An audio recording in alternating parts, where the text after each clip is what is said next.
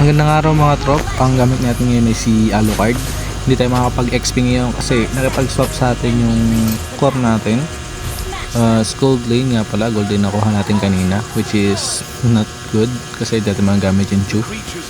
So ngayon jungle ako. Dito na ako dumiretso sa Beetle kasi dito mag-i-start na ako ng farm, which is sabay-sabay na kasi yan. Sabay-sabay na lumalabas yung mga jungle monster ngayon dahil nga sa updates. So dito, nagpa-farm lang ako. Kukunin ko lang yung beetle tapos isusunod ko na yung nasa taas. Di ko alam yung tawag pero yung stone. Golem ba yun? Golem farm. Ayan, kukunin ko yan tapos tsaka ako magre-red buff. Tinulungan na nga ako dito ni Beleric para mas mapabilis pa yung pag-take ko dito sa golem.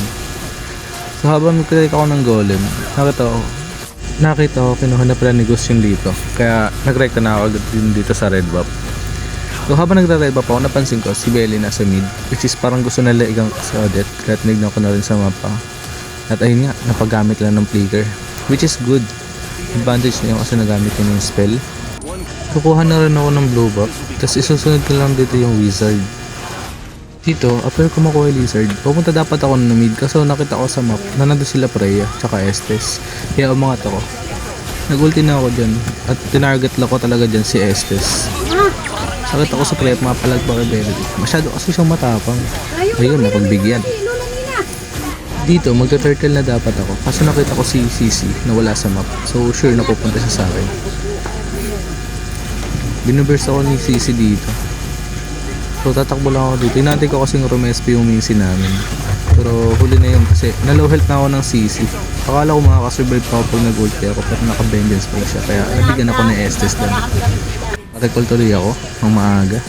So pagka-respond ko nga, pumunta na ako ng turtle fight. Naretry ko pa ng turtle na umabot pa ako. So napatay din yung Beleric namin kaya umatras na rin ako muna. Tapos bumalik din ako kasi akala ko makakapitas pa ako. Which is, ayun yung mali ko. Kaya ultihan ako ni Sisi, akala ko makaka-outplate ako pero nabuti niya talaga, naparecall ulit ako ng mas maaga. Dito nakakuha na ako ng red buff, yung kinukuha ko na yung beetle kasi dadalaw ako doon kay Minsitar para mapitas namin si Sisi.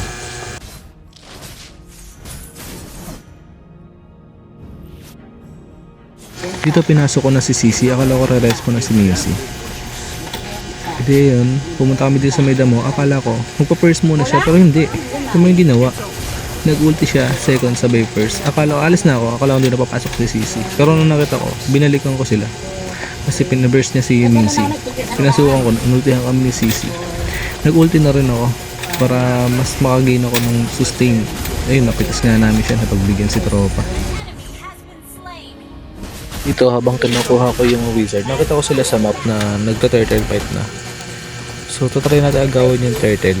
Pero nakita ko kasi si SS kaya sinubok kong kunahin. Tapos nagulat ako, nag-flicker in pala si Odette. Kaya napilitan na ako mag-retry para makapitas. Tapos nag-out ako.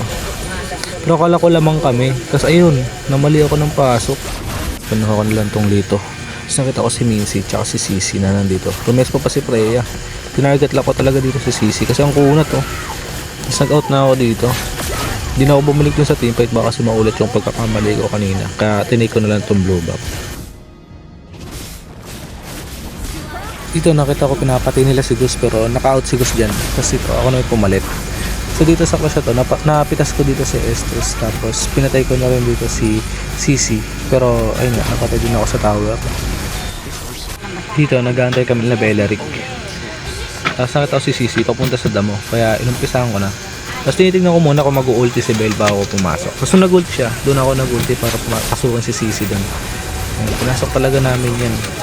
Panalo kami sa clash dito. Tapos akala ko mapitas ko si SS kaya umatras ako. Pero andyan si Gus. Pinitas niya yun. Thank you. Dito maglo-lord na kami. Tapos tingnan ko yung kalaban sa mapa. Baka kasi sundan na kami dito sa lord. Nakita ko si Gusion tapos si Freya na nandun. Inabangan ni Gus si Freya. Tapos napitas niya yun. Kaya nakapagpa-pre-lord kami dito. Dito nakita ko na pa-spawn na yung red buff ni Freya kaya pinuntahan ko. Tapos ayun nga si Freya, kasabayan ko, nag-ulti pa siya. Akala niya siguro kakayanin niya ako mapagpalagan. Ginamitan ko siya ng retry para makalamang ako sa kanilang 1v1. Tapos nag-out ako, akala ko mamamatay pa ako. Buti gumana yung rose gold ko. Kasi ito, pinush ko na rin tong tower na to. Pagka-push ko ng tower, kinuha ko na rin yung red buff ni Freya. Kumbaga parang previous na dahil nakapaglaban naman siya sa akin. Dito nakita ko si Freya, pero nakita ko yung heal ni Este sa damo, kaya pinursan ko kagad to para ma-burst. Pero nakuha rin ni Gusion. Papunta ako ng bottom lane para mag-dep, tapos nakita ko si Mia. Nag-ulti pa siya. Hindi pinalagang ko sabay retry para makalamang ako sa kanya. Ayun, better luck next time, Mia. Habang nagka-clash yung mga kasamahan ko dun sa taas, naisipan ko na lang mag-lord. Pero kung sakali ma-wipe out sila, makakuha naman namin tong lord.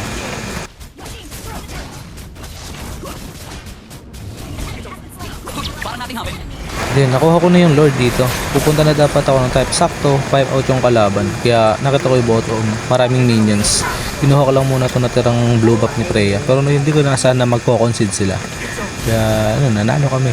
Easy win, guys.